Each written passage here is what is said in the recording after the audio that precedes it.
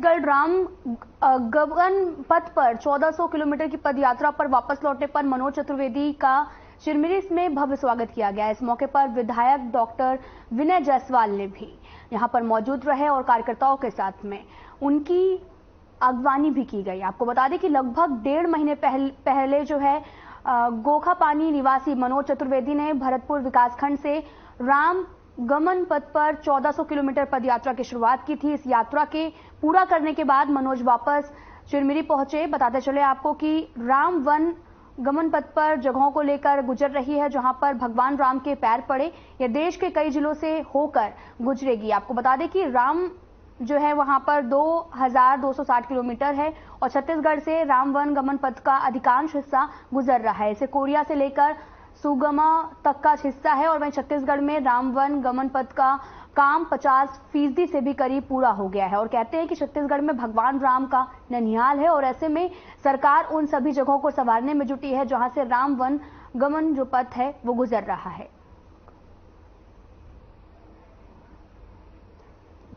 आपको बता दें कि वापस लौटने पर जो राम गमन पथ की यात्रा पूरी हो गई है और जिसे लेकर ये कहा जाता है कि छत्तीसगढ़ भगवान राम का ननिहाल है और वहां से जितनी भी यात्राएं हैं जो अयोध्या तक वापस जाते हैं वहां तक पूरे जो जगह है उसको संवारने का काम चल रहा है। राम गमन पथ की यात्रा हुई पूरी और साथ ही मनोज चतुर्वेदी ने ये यात्रा जो है वो पूरी की है और आप तस्वीरों में भी देख सकते हैं कि वापस लौटने पर उनका भव्य स्वागत किया गया और हर किसी ने उनका जो है स्वागत किया है और उन्होंने भी हाथ जोड़कर आभार व्यक्त किया लोगों का। राम गमन पथ की जो यात्रा है उसको लेकर उन्होंने बहुत कुछ भी कहा और मनोज चतुर्वेदी ने की पूरी यात्रा भी पूरी हो चुकी है।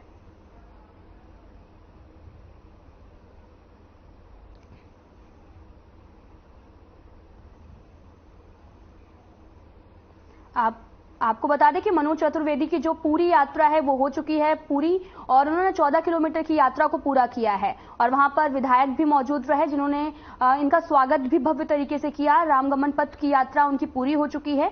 मनोज चतुर्वेदी ने ये यात्रा जो है 14 किलोमीटर की वो पूरी कर ली है। वापस लौटने पर उनका भव्य स्वागत भी किया गया और मिलनसार तरीके से लोग उनसे मिले और उनका धन्यवाद भी कहा। आपको बता दें कि मनोज चतुर्वेदी ने 1400 किलोमीटर की जो यात्रा है वो पूरी की है। जानिए कि आपकी कुटुंब की लड़ाई नहीं रह गई है। बस यही था कि आगे आगे रामचंद्र लखनलाल सीता मैया चल रहे थे और पीछे पीछे मैं चल रहा था, वरना मैं इतना सामर्थ्यवान नहीं था कि मैं इतनी बड़ी यात्रा लगभग 1400 किलोमीटर की यात्रा उत्तरी छोर छत्तीसगढ़ से दक्षिण की ओर कर लेता। रामचंद्र जी करा रहे। किस तरह का अनुभव देना चाहेंगे आप जनता को? देखिए, इस यात्रा का जो उद्देश्य था वो प्रमुख रूप से था हमारी आज की यात्रा थी भविष्य की यात्रा। ये यात्रा सत्य सनातन को लेके जो हमारी दिव्य चेतनाएं जो कहीं ना कहीं थोड़ी सी दबी हुई है उसको जागृत करने की यात्रा है। छत्तीसगढ़ एक दूसरी देवभूमि के रूप में देखा जाए, ये इस यात्रा का उद्देश्य था। इस यात्रा का उद्देश्य था कि हम अपने बच्चों को, हम अपने आने वाली पीढ़ी को, अपने भाइयों को बता सके कि प्रभु रामचंद्र अपने संक्रमण काल में छत्तीसगढ़ से नंगे पांव चले थे, उनके चरण कमल यहाँ पड़े थे और कल्पना कीजिए कि भगवान राम नारायण के चरणों से एक जलधारा निकलती है गंगा और वो जाती है ब्रह्मा जी के कमंडल में और भागीरथी के तट से वो धरती पे आती है और पतित पावनी करती है पूरे भारत भूमि को।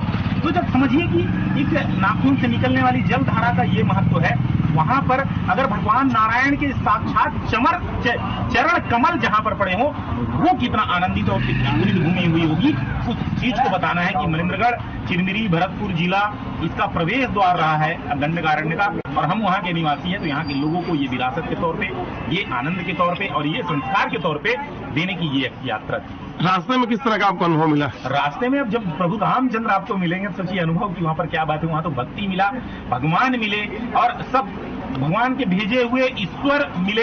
ईश्वर कहा जाता है ना, सिया राम मैं सब जग जानी करूं प्रणाम जोर जी पानी। तो हर कदम कदम पे मुझे भगवान मिले, उन्होंने भोजन कराया, उन्होंने विश्राम कराया, उन्होंने सेवा की, मतलब आनंद ही मिला और ये छत्तीसगढ़ की पावन भूमि में ही हो सकता है।